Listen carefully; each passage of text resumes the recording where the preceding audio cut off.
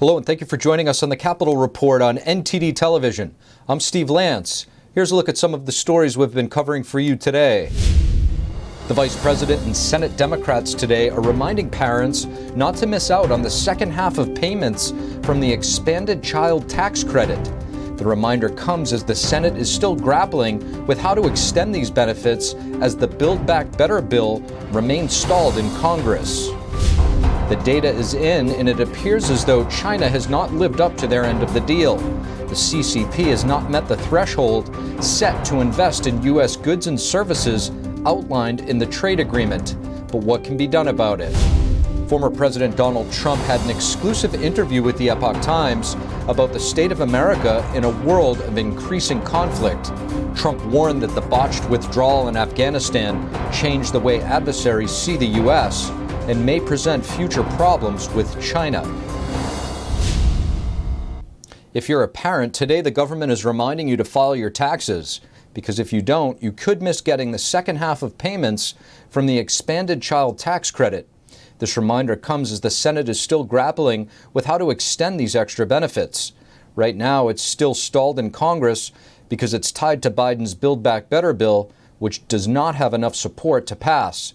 NTD's Melina Wisecup reports. If you are eligible for the child tax credit and the earned income tax credit, we want you to get those credits. This expanded tax credit was passed in the American Rescue Plan last year, temporarily increasing the child tax credit from $2,000 to up to $3,600. And some of that money was already dished out to families in advance. But you still need to file taxes this year to get the second half of that money. So remember, you are owed more, but you still need to file your taxes. And if you didn't file taxes last year, you can still get the full amount this year. You can also still get the $1,400 checks for pandemic relief if you missed it last year. This temporary boost was originally passed as pandemic relief, but Democrats now want to keep them for good. Every single person up here thinks we should make these changes to our tax code permanent. But this has drawn strong pushback from all Republicans and one Democrat. One concern is that the expanded benefits don't require parents to prove they're working to get the extra tax cuts. Most of the folks are working people. There are some who cannot work. They are disabled. I mentioned grandparents. What are the work requirements for the tax cuts given to the richest of the rich in 2017? Where are those work requirements? Without an extension, the credit will revert back to $2,000 per child instead of the $3,000 to $3,600. Democrats have not yet passed the expanded benefits because it's included in that stalled Build Back Better bill. Senator Booker today told NTD they're talking about finding another way to get it done. There's going to be a lot of strategies that are going to be talked about because of the urgency of this policy. Right now, my focus is Build Back Better. It is the vehicle that we think could still move. That's my focus, but clearly this is of such importance that we're going to look at a lot of different ways to get this done. So, Melina, we know these enhanced child tax credit benefits first started during the pandemic to help struggling families cope with loss of income or reduced income. But now it's something Democrats want to see made permanent or at least extended for a few more years. What's the deal here? Why are Democrats not able to extend these extra benefits? And is there another path Democrats are trying to take to get this done? So Senate Democrats have been aiming to pass this expanded child tax credit in that Build Back Better bill, but we know that bill has continued to be stalled in the Senate because of opposition from Senator Joe Manchin.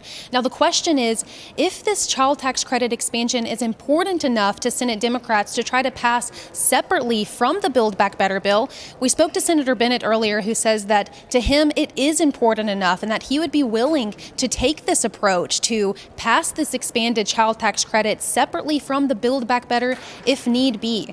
But this is also where there's differing perspectives within the Democratic Party. Senator Cory Booker specifically says he still thinks the Build Back Better bill is the avenue to pass this expanded child tax credit, but he also says that Democrats will be working on negotiations to find out and discuss different avenues they could take to pass what they see as a crucial piece of legislation. Steve?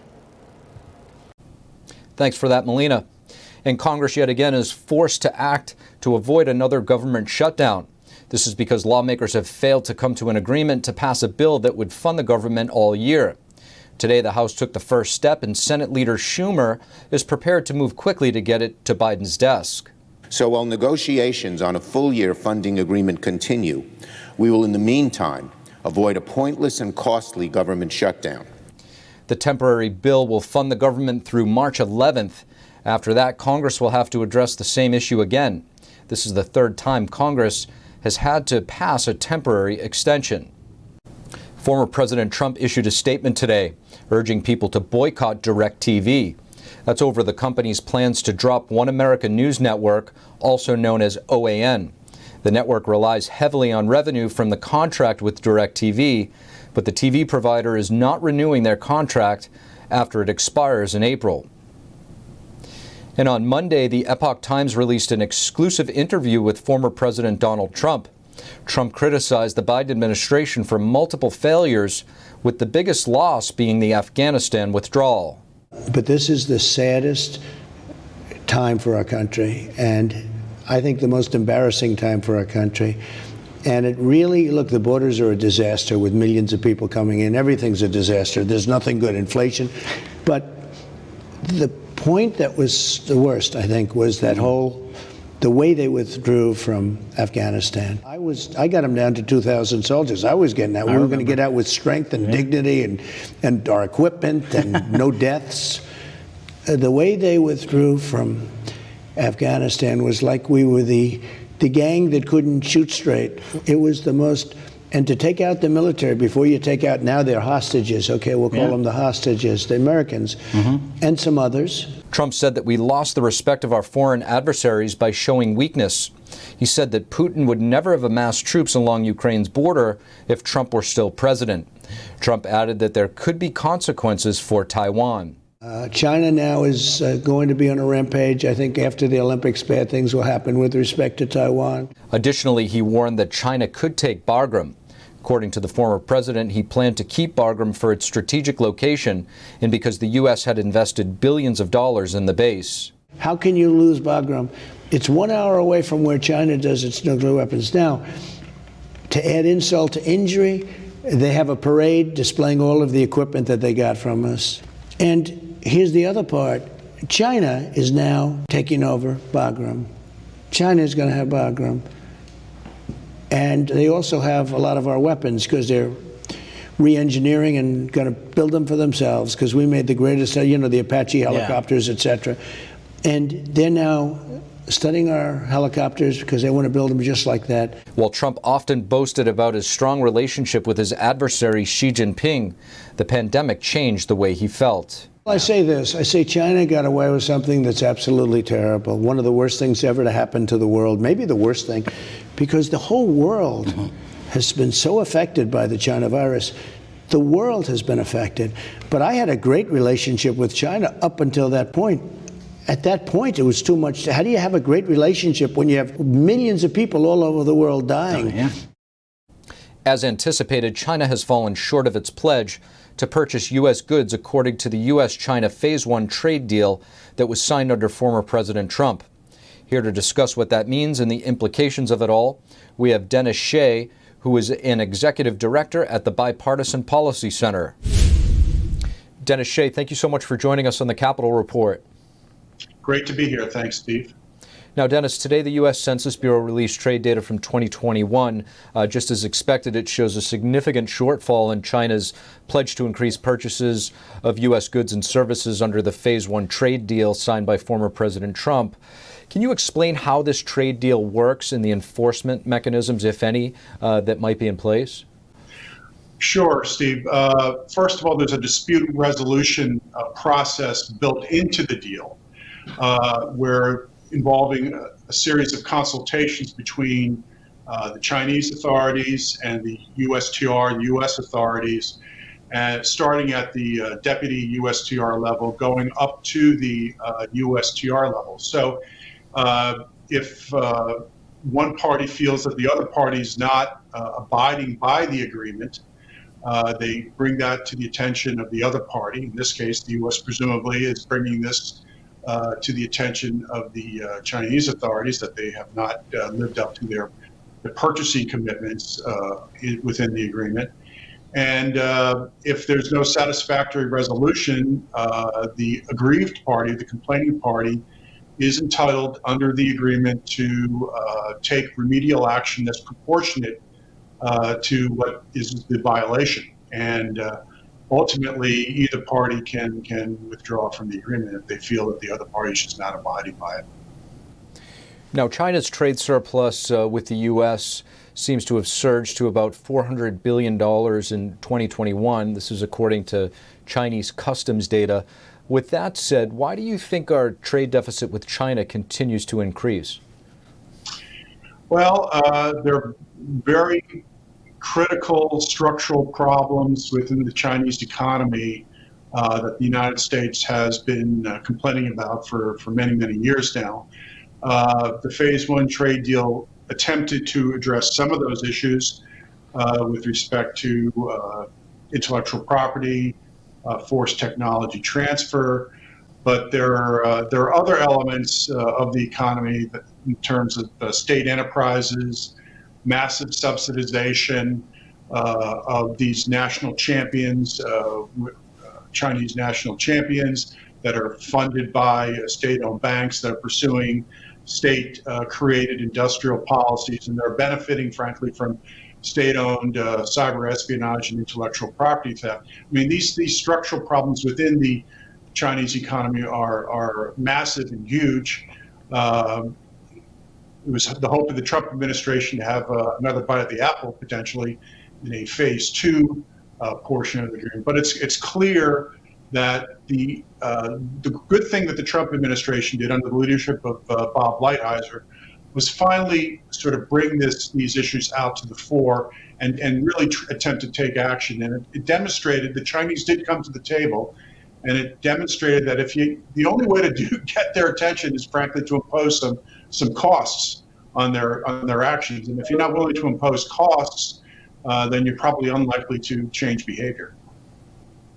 Now, Dennis, during the Trump era, you served as Deputy U.S. Trade Representative and U.S. Ambassador to the World Trade Organization. You understand China very well, and you're also experienced in dealing with Chinese officials.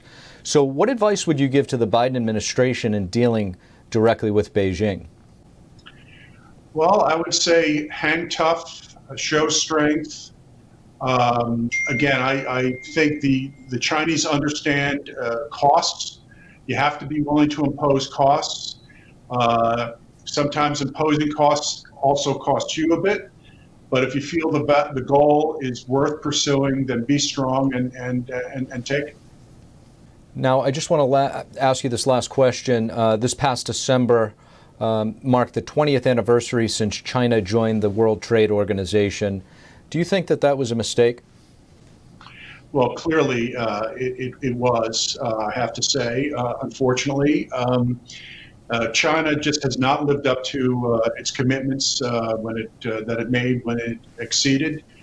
Its system, its state-led, non-market economic system is completely incompatible with WTO norms of transparency, openness, market orientation grounded in the rule of law. These are the norms, the values that are supposed to underpin the multinational trading system and the WTO. And clearly, China's economic system is incompatible with those sets of norms. Dennis Shea, thank you. Thank you. At least 4 states are ending statewide mask mandates in schools within a month. Connecticut, Delaware, New Jersey, and Oregon are among the 4 states. Governor Phil Murphy of New Jersey, a Democrat, said that this is not a declaration of victory as much as an acknowledgement that we can responsibly live with the virus. In Virginia, Democratic Senator Chap Peterson is promising to help pass a law stopping school districts from forcing students to wear masks. He says forced masking in schools violates the U.S. Constitution's First Amendment. New Omicron cases and hospitalizations are dropping, and states are evaluating which restrictions to keep and which to change. Many people see the lifting of school mask mandates as a significant step toward a normal school environment for children. Texas Governor Greg Abbott filed a preliminary injunction today to a U.S. District Court. He's trying to block the vaccine mandate for Texas National Guard members. This comes 1 month after Abbott sued the Pentagon over the vaccine mandate. Abbott argues that the Texas National Guard is not federalized, so President Biden has no authority to enforce the mandate. And Senator Bill Hagerty of Tennessee and a group of his GOP colleagues are leading the SNOOP Act. That's the Stop the Nosy Obsession with Online Payments Act. Hagerty says the Biden administration is invading Americans' lives and finances and hindering small businesses. The act seeks to eliminate a new tax code provision in the American Rescue Plan. The provision requires third-party payment processors like PayPal and Venmo to report users' business transactions exceeding $600 to the IRS. Senator Rick Scott says the current tax code drives up the cost of operation for small businesses and independent contractors. A pastor was censored when he tried to share how he walked away from homosexuality, and now he's fighting to get his case heard in the Supreme Court. And coming up, we had a chance to sit down with Pastor Domen and asked him about his time when he was a homosexual, and he opens up to us about his path of becoming a straight man who is now married with kids. One of President Biden's cabinet members has resigned. That's after he admitted he treated his colleagues with disrespect.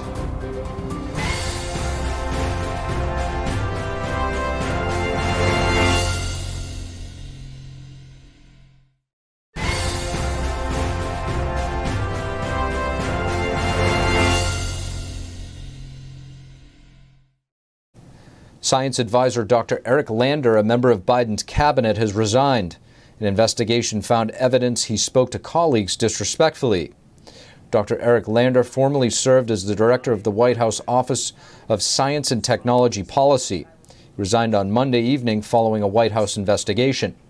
In his resignation statement, he said that disrespect was never his intention, but that he takes responsibility. Reporters grilled White House Press Secretary Jen Psaki on why Biden didn't fire Lander after the incident. This was referencing Biden's previous promise to terminate anyone on his team immediately for such behavior. It was because of this policy and this process that when the complaint was filed, a full and thorough investigation was conducted pursuant to that policy. In another case surrounding free speech, a pastor sharing his journey away from homosexuality was censored by social media. Also targeted, he says, is his faith.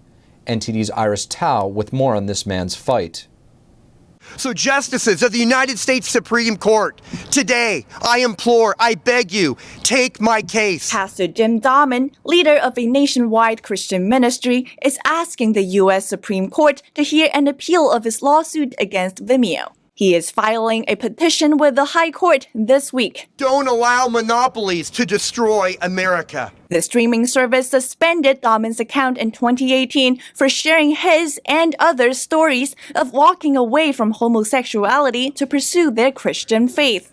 And he changed my heart and changed my mind and changed my identity and brought back to who he originally designed me to be, the man that I am today and have been for the past 10 years. Vimeo cited its policy against what LGBT advocates call harmful conversion therapy. But the pastor's attorney says Domen, who is now married to a woman and has 3 kids, was simply sharing his true life story. I mean, his video is not harassing. It's not lewd. It's not filthy, you know? This is his testimony. This is his truth. This case, the group says, is another example of how big tech is hiding behind Section 230, which essentially shields social media platforms like Vimeo from free speech requirements governing more traditional media outlets. A perfect example why Section 230 needs to be reversed is because there's videos all over the internet of I used to be straight, but now I'm gay. They're all over. But if you go the other direction, I was gay, now I'm straight, that goes against the cultural norms of this day, and they're being censored. Domen's appeal comes after his case was struck down by lower courts, which endorsed Vimeo's immunity, citing Section 230. But Domen says he's not giving up because it's not just about him. It states it's about every American, anyone. The internet companies, like a communist, like a dictator, can delete and eliminate you from existence. The Supreme Court is expected to get back to them within a month. Meanwhile, the group says they expect more people with similar stories to come forward around the country. Reporting in D.C., Iris Tao, NTD News. Pastor Jim Domen says that about 20 years ago, he was living a homosexual life with his partner when he had a moment with God and decided to change. Domen went on to become a pastor and married his wife and started a family. Pastor Domen took his ministry online, where he was eventually censored on the video platform called Vimeo. As you just saw, Pastor Domen was at the Supreme Court today, appealing to have his case heard. We had a chance to sit down with the pastor earlier. Pastor Jim Domen, thank you for joining us on the Capitol Report. It's great to be here, Steve. Thanks for having me on your show. Absolutely. Now, Pastor, you were just at the Supreme Court not too long ago holding a news conference regarding a case that you were involved in. You want to appeal that case against Vimeo, the video platform. Can you tell us a little bit about this case and what's going on? Absolutely. So I founded Church United in October of 2016. And it's a ministry to pastors, helping them engage in government, helping them engage in culture. And Church United would tell the story through video of different pastors, how we've impacted them, how they're changing their cities, how they're changing their communities, their counties. So they were pastoral stories. Well, one of those stories was my story. I'm a former homosexual. I shared my testimony of coming to Christ, sharing how I transitioned from or changed from a homosexual to a heterosexual, and more or less told my story. Vimeo reached out to me and said, you're in violation of our terms. We're going to terminate your account, delete your videos, not just your story, but there's potentially 5 other videos. But we're not just going to only target you because of your sexual orientation. We're going to wipe out 89 videos, 3 years of our nonprofit work of pastors sharing their stories.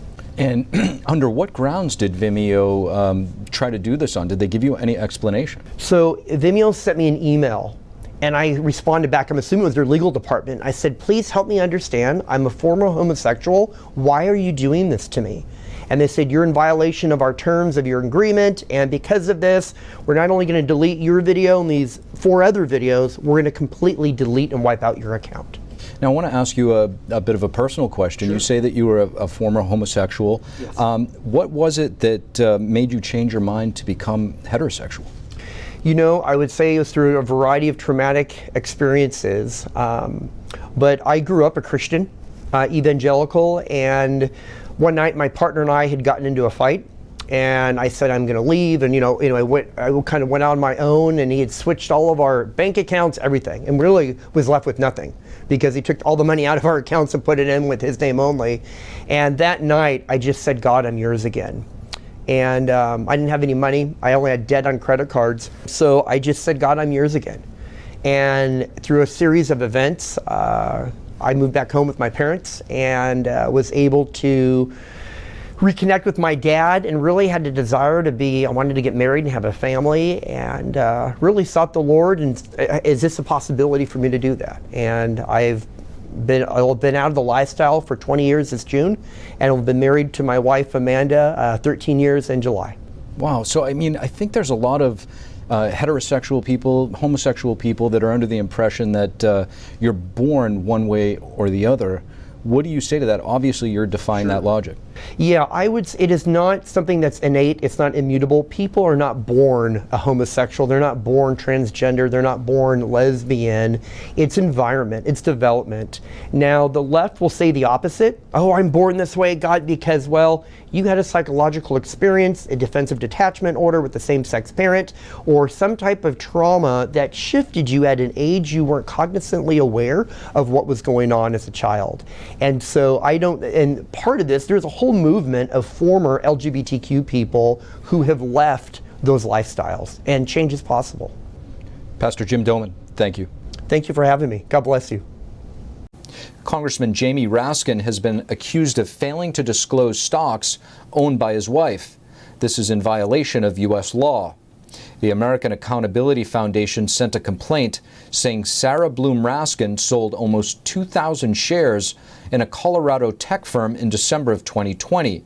But Congressman Raskin did not report the sale until August of 2021. The sale made the Raskins $1.5 million richer. The law requires members of Congress to disclose trades made by themselves, their spouses, or their dependent children, publicly and quickly. The laws on this were strengthened in 2012 after a wave of congressional insider trading. Representative Raskin has acknowledged he took too long to file the financial disclosure, but said it was in part due to the death of his son around the same time.